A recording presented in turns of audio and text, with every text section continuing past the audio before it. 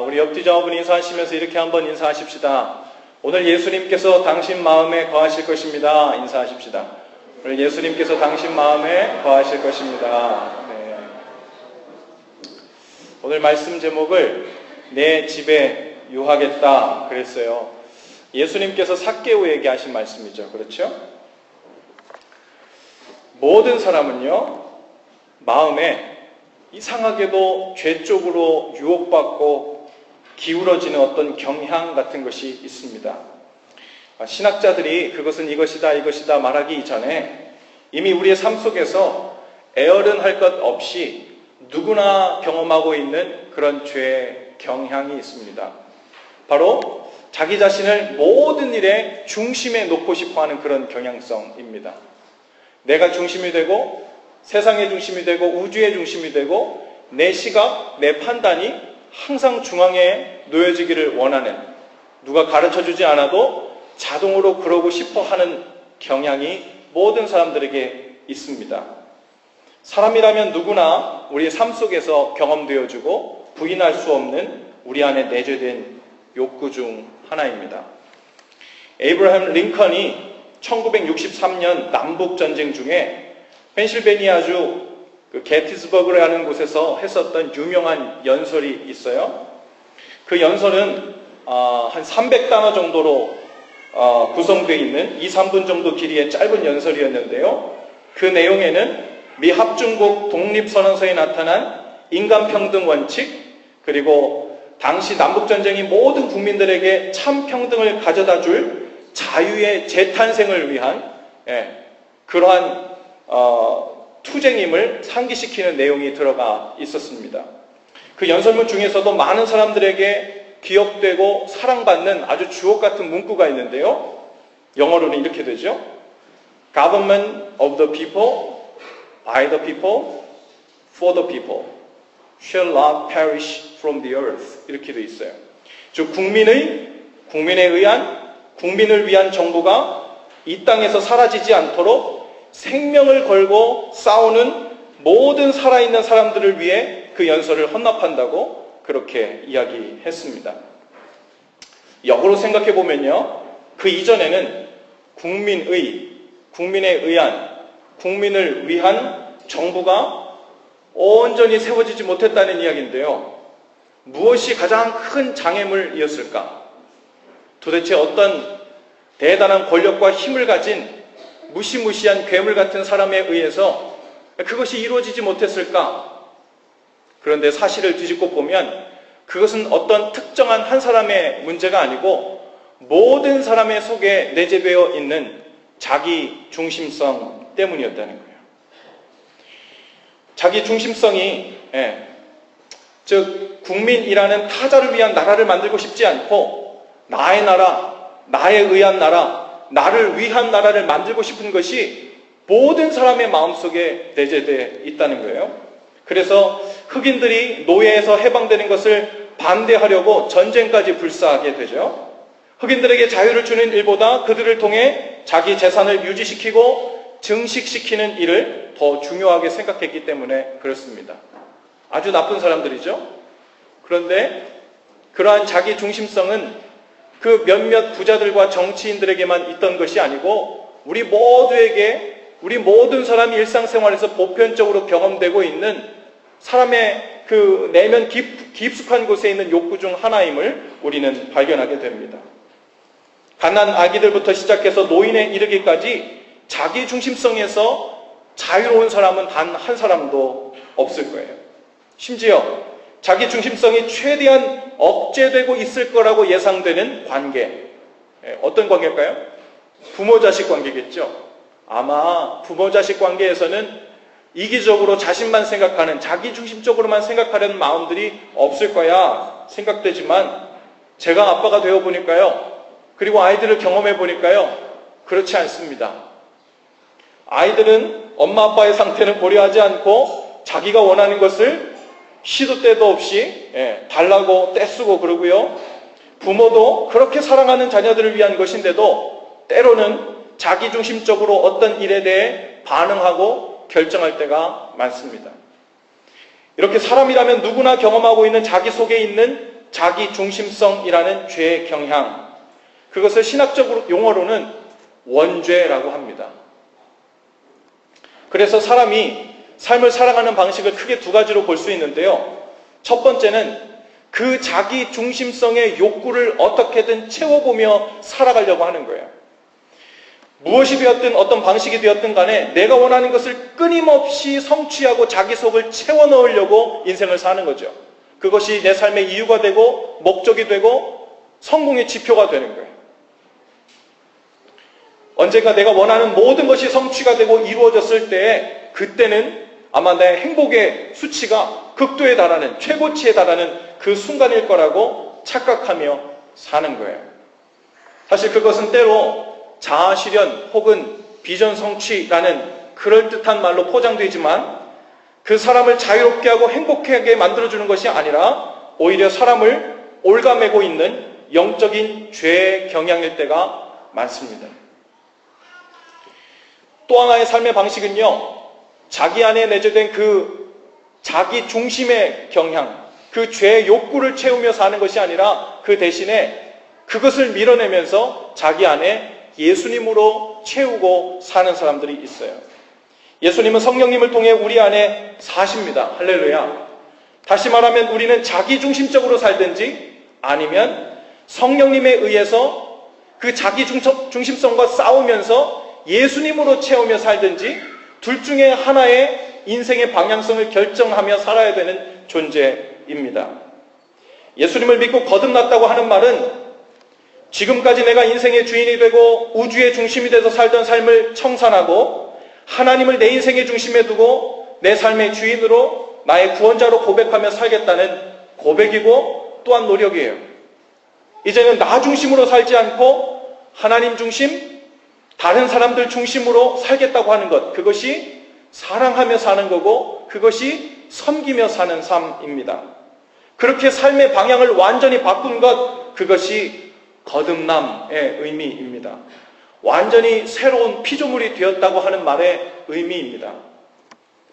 오늘 본문에도 보면요, 자기 중심성으로 똘똘 뭉쳐 있었던 한 남자가 있었습니다. 그 얼굴을 우리가 직접 본 적은 없지만 성경에 묘사된 분위기 속에서 그 세리장 삭개오란 사람은 자기 중심성으로 꽉 차 있었던 사람처럼 보입니다. 그런 사람에게 친구가 있을 리 없죠. 자기 중심적으로 생각하고 자기 입장, 자기 고집만 부리는 사람에게 사람들이 가까이 할 리가 없잖아요. 그런 사람의 직에 누가 찾아올 리가 없습니다. 사람들에게 손가락질을 받고 외면의 대상이 될 뿐입니다. 어쩌면 이 삭개오는 표면적으로 볼 때 사람들이 자기들을 싫어하고 피하는 이유가 내가 너무 부자라서 질투가 나고 시기해서 나를 피하고 미워하나 보다, 어쩌면 이렇게 착각을 했을지도 몰라요.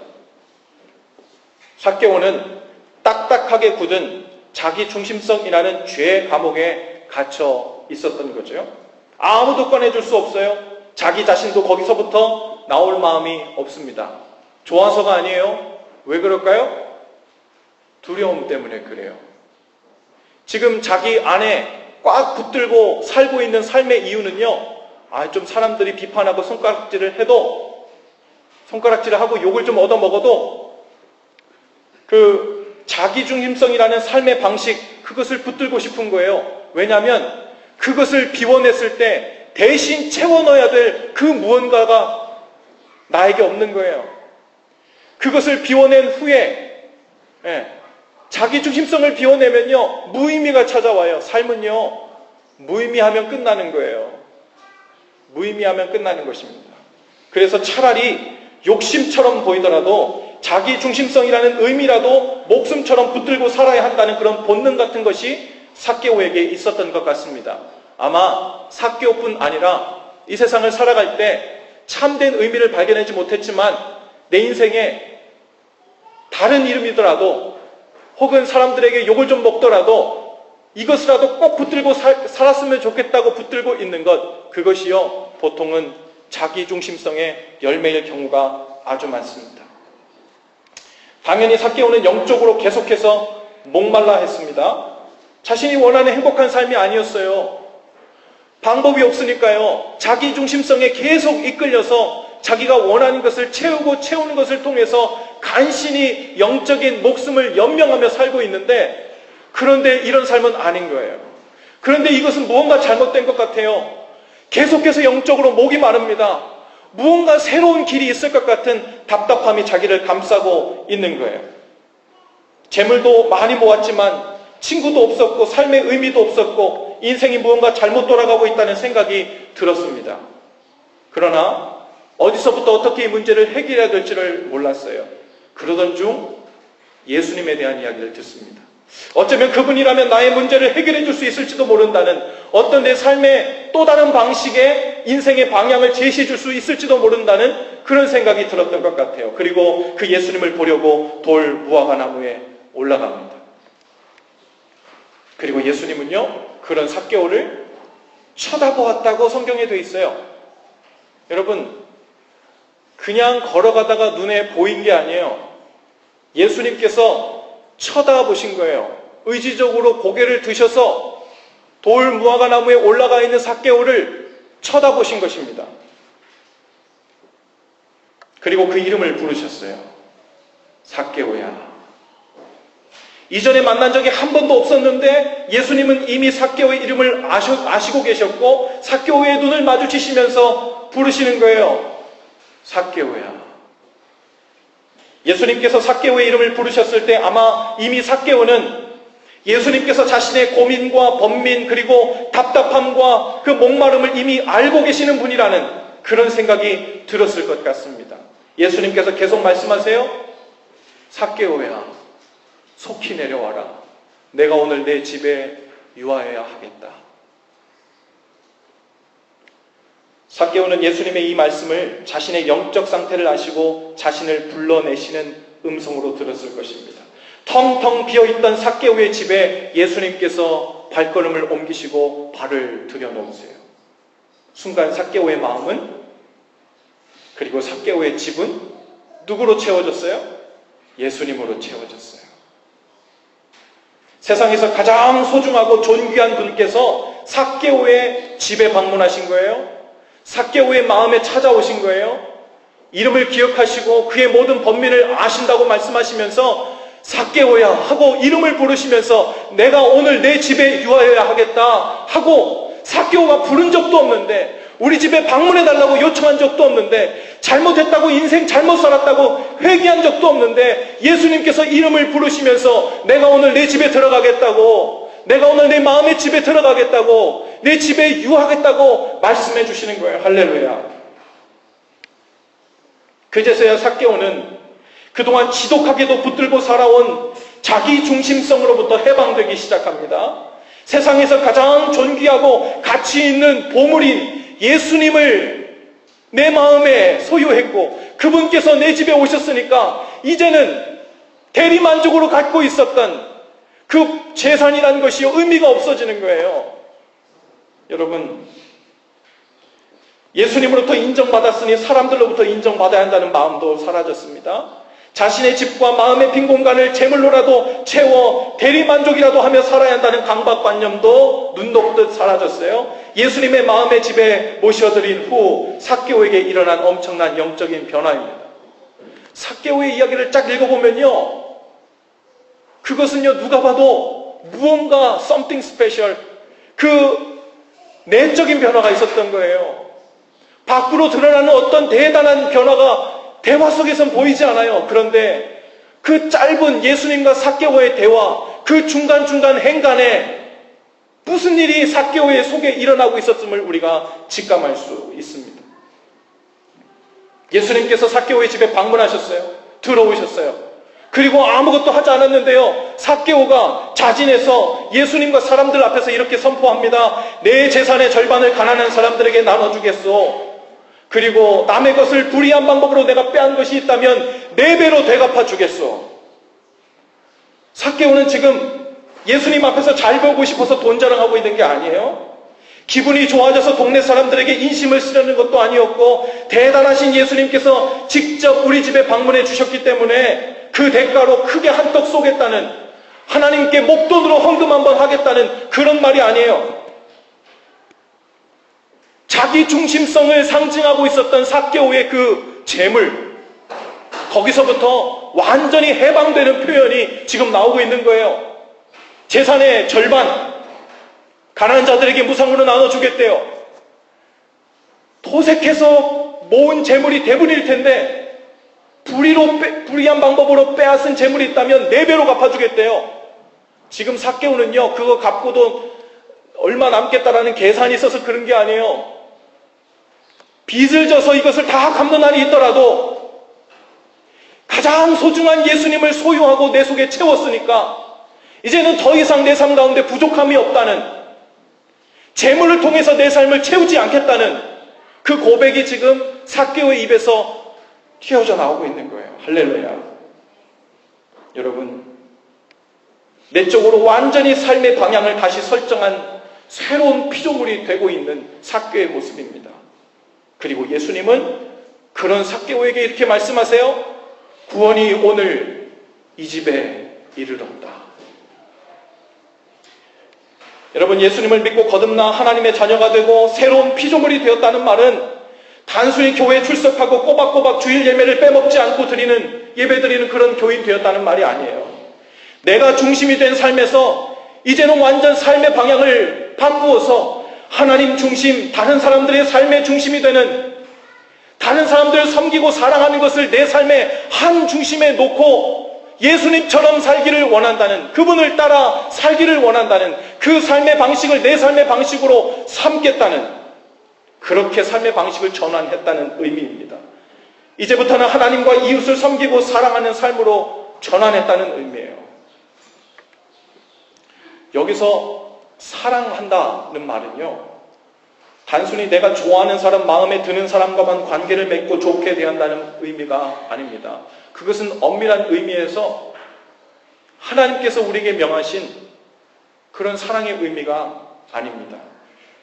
왜냐하면 내가 좋아하는 사람, 나를 선대하는 사람에게, 나에게 호감을 보이는 사람에게 내가 호감을 보여주는 것은요, 여전히 그 속에 자기 중심성이라는 것이 중심에 자리 잡고 있는 상태예요. 겉으로는 아무리 우리가 호의롭게 대하고 좋게 친절을 대해도요, 내가 원하는 사람, 나에게 잘해주는 사람, 그 사람과만 관계를 맺고 있는다면 그 사람은 여전히 내가 원하는 것이 자기 삶의 한 중심에 두고 있는, 사랑은 한다고 하지만 그 속으로는 하나님을 향해서 삶의 방향이 전환되지 않은 그런 증거라고 볼 수 있지요. 연애도 결혼도 형제사랑도 자기 중심성이라는 것이 고스란히 남아있는 이상 진정한 사랑의 관계는 될 수 없습니다. 하나님께서 말씀하신 사랑을 이 정도 수준에서 이해하고 있다면 우리는 사랑이라는 것을, 특별히 주님께서 우리에게 명하신 사랑이라는 것을 해본 적이 없는 거예요. 그냥 나에게 잘해주는 사람, 잘 맞는 사람과 친한 것을 어찌 사랑한다고 하겠어요? 거기엔 여전히 자기 중심성이 빛을 발하고 있는 거예요. 그래서 예수님께서는 바로 그런 사람들의 사랑한다는 말을 비판하시며 이렇게 말씀하십니다. 누가복음 6장 32절 33절이에요. 너희가 만일 너희를 사랑하는 자만을 사랑하면 칭찬받을 것이 무엇이냐? 죄인들도 사랑하는 자는 사랑하느니라. 너희가 만일 선대하는 자만을 선대하면 칭찬받을 것이 무엇이냐? 죄인들도 이렇게 하느니라. 지금 감옥에 갇혀진 살인자도, 극악무도한 괴물 정도로 보인다고 우리가 욕하는 그 사람들도 자기 자식은 사랑하고 자기에게 잘해주는 사람에겐 친절을 베푼대요. 지금 너희가 자기 중심성에 의해서 나와 친한 사람, 내가 마음에 드는 사람, 나에게 잘해주는 사람, 그 사람만을 사랑하며 애쓰고 있다면 너희가 그 죄인들과 다를 것이 무엇이냐? 내가 사랑하라고 말한 것을 지킨 적이 있기나 하느냐? 그 말씀을 하고 있는 거예요. 제가 존경하는 신학교 은사 교수님이 계세요. 얼마 전에 그분 페이스북에 이런 글을 올리셨어요. 기독교 교육을 전공하신 분이시라서 그런지 연세가 거의 환갑에 가까우신데 그럼에도 불구하고 언제나 대학생들, 젊은이들의 대화체를 사용하십니다. 어떨 때는 제가 보기에도 막 낯간지러울 정도의 대화체를 막 사용하세요. 그분의 글의 일부를 제가 한번 인용해 드리겠습니다. 사랑하니까 결혼한다고? 그게 사랑이니? 연애 감정이지. 결혼 100만 번도 더 해야겠구나. 사랑이 더 이상 없어서 끝낸다고? 그게 사랑이니? 연애 감정이지. 나만 할 가정 하나도 없겠구나. 사랑은 연애 감정이 싸그리 없어진 그 다음에 그때 드디어 해야 하는 것입니다. 중노동입니다. 중노동. 피가 마르도록 참으면서 하는 것, 애타게 바라면서 도무지 믿을 수 없는 것을 믿어주면서 하는 것입니다. 하나님이 사악한 이 세상과 우리에게 대하여 연애 감정머리가 싹 떨어졌을 때 그때 비로소 하셨던, 외아들까지 내어주셨던 고통 가득한 중노동으로 하셨던 그런 게 사랑입니다. 그리고 예수님은 우리에게 내가 너희를 사랑한 것 같이 너희도 사랑하라 이렇게 명하시는 거예요. 연애 감정이 싹 사라진 것처럼 호의적인 게 보이지 않고 마음에 드는 게 보이지 않고 거슬리는 것만 보이는 그 상태에서 주님께서 우리에게 명하신 말씀에 순종해서 있는 힘을 다해 사랑하고 있는 힘을 다해 아껴주고 그 사람을 섬기기로 결단하는 것, 그때 주님께서 우리에게 명하신 사랑이 시작되는 거라 말씀하시는 거예요. 어제 우리 시완이가요, 교회 가려고 제가 옷을 입고 결혼 반지를 이제 빼서 이렇게 끼고 있는데 저에게 와서 시완이가 이렇게 묻습니다. 아마도 어린이 TV에서 왕자님이 공주님에게 반지를 건네며 청혼하는 장면을 본 것 같아요. 아빠, 그런데 왜 남자가 여자한테 반지를 줄 때 무릎을 이렇게 해? 하고서는 무릎을, 한쪽 무릎을 꿇고 딱 엎드리는 장면을 저에게 보여주는 거예요. 여러분 왜 그렇게 하죠? 반지 안 받아줄까봐 굽히고 들어가는 겁니까? 무슨 의미예요? 이제부터 당신을 섬기며 살겠다는 말이잖아요. 할렐루야. 이제 사랑하는 상대를 위한 종으로 살아도 괜찮다는 고백이잖아요. 할렐루야. 그렇습니까? 네. 무릎만 굽히지 않았지. 네. 여성들도 마찬가지잖아요. 우리가 결혼 서약을 할 때 여러분 병이 드는데도, 나이 먹어서 쭈글쭈글해졌는데도, 가난해도, 비가 와도 눈이 와도, 머리가 파뿌리처럼 희게 되었는데도 끝까지 당신만을 사랑하겠다는 고백은 뭐예요? 조건 보고 사랑하지 않겠다는 거예요. 연애 감정 사라졌다 그래서 사랑을 접지 않겠다는 거예요. 당신을 단순히 세상 사람들이 얘기하는 보기 좋은 모습 보고 사랑하는 정도가 아니라 당신의 존재 자체를 조건 없이 있는 모습 그대로 나와 하나 되게 하겠다는 거예요. 당신을 섬기고 당신의 종처럼 살아도 좋겠다는 겁니다. 그런데 한 사람이 한 사람의 종이 되는 게 아니라 서로가 서로의 종이 되어 살겠다는 거예요. 거기에 부부다운 면모가 나타나는 거죠. 부부싸움 하는 이유가 뭐예요? 종노릇 안 하겠다는 거예요. 그죠? 그렇게 서약해놓고 그러면서 자꾸 자기 권리를 내세우는 거잖아요. 그런데 권리는요, 서로 내세울수록 점점 더 커져요. 손해 안 보려고 하거든요. 점점 더 큰 내 권리, 더 많은 내 권리를 요구하면서 살고 싶은 우리 안에 자기 중심화의 그 죄의 욕구가 살면서 자꾸만 고개를 듭니다. 이제 그곳에 사랑의 서약은 온데간데 없고 자기 중심성만 더욱 그 자리를 채우게 되죠. 그러면 그 가정은 자기 중심성의 죄의 악순환 속에서 위기에 빠지는 거예요. 부부가 부부답게 사랑하며 살 수 있는 길은 오직 하나입니다. 잃어버렸던 것을 회복하는 거예요. 서로가 나를 위해 사는 게 아니라 서로를 위해 살아가는 것을 회복하는 거예요. 언제나 내 필요보다 상대의 필요를 앞세우는 것, 그것을 회복하는 거예요. 거기에 권리 주장이 나올 수 없지요. 자기 중심성이 날마다 해체돼요. 그리고 우리의 고민과 질문은 거기서 또 나옵니다. 그게 안 된다고요. 그게 자꾸만 내 주장이 나오고 자꾸만 자기 중심적으로 나 중심적으로 자꾸만 그렇게 생각되는 걸 어떡합니까? 회복할 수 없는 지경에 이른 건가요? 사랑이 남아있지 않은 건가요?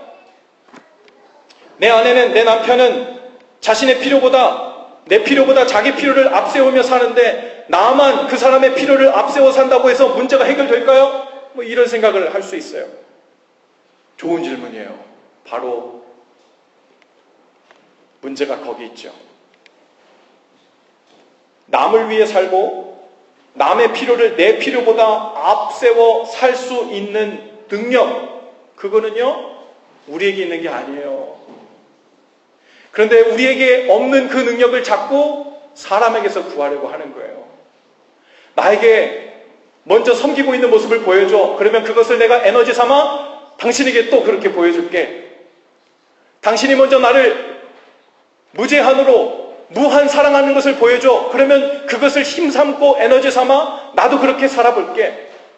문제는 양쪽 다 그럴 능력이 없는 사람들이에요. 우리 속에 그 힘과 에너지의 능력은 사람에게서 체험받는 게 아니라 어디서부터 체험받는 거예요? 예수님으로부터 체험받는 거예요. 할렐루야. 그 리소스를 잃어버린 사람들, 성령님으로부터 그 은혜, 그 감격, 그 기쁨, 그것으로 내 속이 꽉 차서 비록 상대방이 나에게 적당한 반응을 해주지 못한다 할지라도 그 사람에게서 받은 반응 때문에 반응하는 것이 아니라 예수님이 나에게 공급해 주시는 그 사랑과 그 감격, 그 사랑, 그 풍성함에서 넘쳐 흐르는 그 사랑으로 퍼줄 수 있는 상태가 되지 못하면 그 관계는 계속해서 서로를 비판하고 계속해서 서로에게 줄 수 없는 것을 요구하면서 원망되어져 가고 비판되어져 가고 서운해 가면서 악순환의 연결고리가 끊어지지 않는 거예요. 여러분, 삭개오가 어디서부터 힘을 얻어서 자기 안에 있던 자기 중심성을 지금 자기 중심성의 상징인 재물을 다 퍼낸 게 아니에요. 자기 속이 지금 꽉 찼기 때문에 재물로 더 이상 채우지 않아도 되는 그 상태에 이르게 된 거거든요. 누구로 채워졌어요? 예수님으로 채워졌어요. 은혜로 채워졌어요. 감사와 감격과 기쁨으로 채워졌습니다. 그리고 그 채워진 상태에서 이제는 퍼내는 삶으로 계속 나아가게 된 거예요. 할렐루야. 우리도 영적인 은혜의 수분이 우리 마음을 늘 적시고 있어야 합니다. 예배, 말씀, 기도, 섬김, 이것을 우리가 신학 용어로 Winds of Grace, 은혜의 방편, 하나님의 은혜가 우리 가운데로 흘러 들어오는 통로라는 거예요. 여러분, 그 은혜의 통로를 통해서 주님의 사랑과 은혜가 우리 마음을 늘 촉촉히 적시고 있어야 돼요. 그렇지 못하고 메마른 마음을 방치하면 그것은 마치 언제 터질지 모르는 폭탄과 같은 상태가 됩니다. 마치 가뭄에 땅이 말라서 쩍쩍 갈라지듯 은혜가 없이 메마른 마음을 하고 있는 사람은 조그만 불꽃에도 대형 화재가 날 준비를 하고 있는 것과 같아요. 조그만 일에도 짜증이 나고요. 싸우려 듭니다. 모든 일에 부정적이고 신경이 곤두서 있어요. 왜 그래요? 성격이 원래서 그런 거 아니에요. 예수님을 모르는 사람, 은혜를 모르는 사람이면 이해가 돼요.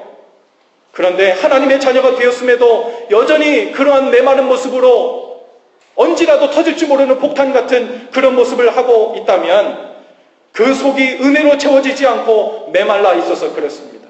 말씀과 기도를 통해 날마다 은혜의 생수를 마시지 못해서 그래요. 요즘 자꾸 짜증납니까? 자꾸 화가 나고 자꾸만 눈에 거슬리는 사람들만 눈에 띕니까? 견딜 수가 없어요? 예수님으로 속이 꽉 채워지지 않아서 그래요. 은혜의 생수를 머금고 있는 사람이 품지 못할 사람은 없습니다. 말씀의 은혜로 촉촉히 젖어 있는 사람은 미움과 증오의 불꽃을 피우고 있는 사람들도 그 속에 품어내서 잠재웁니다. 할렐루야. 우리는 그런 사람들 되라고 하나님께서 부르신 거예요. 예수 믿는다고 하나님을 예배한다고 그러는데 문 밖을 나서면 다시 메마른 상태가 돼서 누가 나에게 한마디 해대면, 누군가 뒤에서 빵빵거리면, 누군가 나에게 조그만 꼬투리라도 잡히면 나를 뭘로 보고 나를 얕보는 거야? 내가 그것밖에 화두 낼 줄 모르는 사람 같아? 이러면서 헛된 똑똑함에 그것에 반응하는 사람, 그런 삶 살라고 우리를 부르신 게 아니에요. 그러니 우리 믿는 자들은 이렇게 생각해야 합니다. 믿는 사람이 혈기를 부리고 화를 내고 다투었을 때는요, 인격 모자라서가 아니라 싸울 만한 일이 있었기 때문에 그런 것이 아니라 오직 한 가지 잘못이 우리에게 있어요. 하나님의 은혜를 놓친 잘못이에요. 하나님의 은혜가 우리 속에서 말라 비틀어질 때까지 그냥 방치한 죄예요. 은혜로 적셔지는 것에 소홀해서 마음을 메마르게 했고 그로 인해 우리 안에 불이 나는 것입니다. 물론 죄 회개합니다. 그러나 상대의 죄들은 그 사람이 하나님과 해결할 문제예요. 우리가 말할 것이 아니지요. 우리가 서로 위해 할 일은 은혜를 머금은 상태로 끊임없이 상대방 그 누구라도 대해주는 일입니다. 그것이 하나님께서 예외 없이 우리 모든 사람에게 주신 사명인 줄로 믿습니다. 그것이 내가 너희를 사랑한 것처럼 너희도 사랑하라. 이로써 모든 사람이 너희가 내 제자인 줄 알리라 라고 말씀하신 말씀의 의미입니다. 오늘 우리 자신을 돌아볼 수 있기를 바랍니다. 이 시간 자기 중심성으로 삶을 가득 채우고 있는 우리에게 오셔서 성령님은 말씀하세요. 선영아, 오늘 내가 내 집에 유하겠다. 내가 너를 채울 테니 너는 이제 더 이상 너 자신을 스스로 채우기 위해 아둥바둥 조마조마 살지 않아도 된다. 어쩌면 여전히 우리는 이렇게 대답할 수도 있습니다. 주님, 감사하지만 사양합니다. 저희 집까지 오실 필요는 없어요. 주님은 그냥 여기 무화과나무 밑에서 제가 필요한 것만 주시고 제 소원만 이뤄주시면 돼요. 제가 주님으로부터 바라는 것은 그뿐입니다. 제가 아쉬운 거 그것만 주님께서 오늘 이 시간 들어주시면 나머지 제 인생은 또 제가 알아서 열심히 살아볼게요. 만일 아직도 이렇게 생각하는 분이 있다면 그분은 아직도 구원이 뭔지 모르고 거듭남이 뭔지 모르고 예수님을 믿는다는 의미가 뭔지 모르고 삶의 방향을 전환해야 참된 자유와 구원이 임한다는 말의 뜻을 모르고 있는 것입니다. 주님은 우리의 소원이나 비전 성취를 위해서 오신 분이 아니에요. 그러시려면 오셔서 기적이나 더 많이 베푸시다 가시면 될 일입니다. 십자가에서 달려 돌아가실 일이 없어요. 필요가 없어요. 이유가 없습니다. 주님은 우리의 마음의 집에 오셔서 함께 사시면서 죄의 문제를 청산하시고 우리에게 참된 자유를 주시고 죄의 굴레에서 해방시키러 오신 분이십니다. 할렐루야. 우리가 자기 중심성으로 가득 찬 사람들과 세상 속에서 살고 있으면서도 끊임없이 그들과 똑같이 반응하지 않고 그들을 섬기고 종노릇하며 살 수 있는 영적 힘의 원천이 되어주시러 오셨습니다. 오늘 그 예수님께서 성령님을 통해 우리 마음의 집에 거하시기를 기도합니다. 성령님을 통해 우리 안에 거하시겠다 말씀하실 때 감사함으로 아멘 하고 받으실 수 있기를 바랍니다. 이제 주님께서 제 집에 가장 귀하신 분으로 더 이상 비길 데 없는 가장 소중하고 최고의 빈자리가 없을 정도로 내 삶을 꽉 채우셨으니 이제 제 삶 가운데 아쉬울 것이 없고 더 이상 내 자기 중심성을 발휘할 이유가 없어졌습니다 라고 고백하는 저와 여러분들 다 되실 수 있기를 바랍니다. 그 힘으로 하나님과 이웃을 섬기고 교회와 형제 자매들을 섬기는 그런 힘을 삼으시는 저와 여러분 다 되실 수 있기를 바랍니다. 기도하십시다.